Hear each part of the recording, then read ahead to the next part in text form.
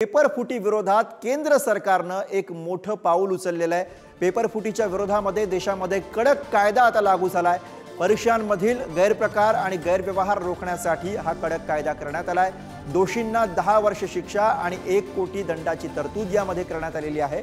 नीट परीक्षा घोटाळ्यानंतर केंद्र सरकारने ही कडक भूमिका घेतली आहे। नीट परीक्षा घोटाळ्यानंतर देशभरामध्ये गदारोळ माजलेला होता आणि त्यानंतर आता केंद्र सरकारने हे मोठं पाऊल काल रात्रीतनं उचललेलं आहे।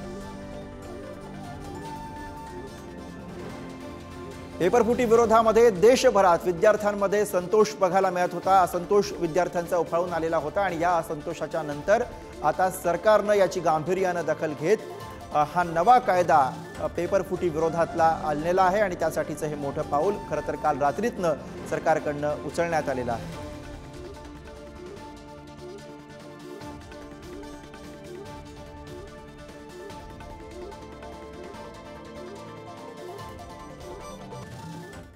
दरम्यान या नव्या अँटी पेपर लीक कायद्यानुसार कोणत्या अपराधांमध्ये कारवाई होणार आहे त्यावरती आपण एक नजर टाकूयात।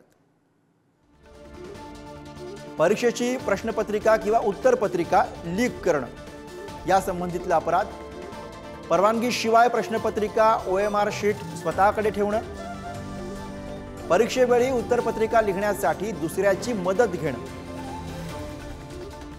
उत्तरपत्रिका किंवा OMR शीट मध्ये छेडछाड करणं, परीक्षेसंदर्भातील नियमांचं उल्लंघन करणं,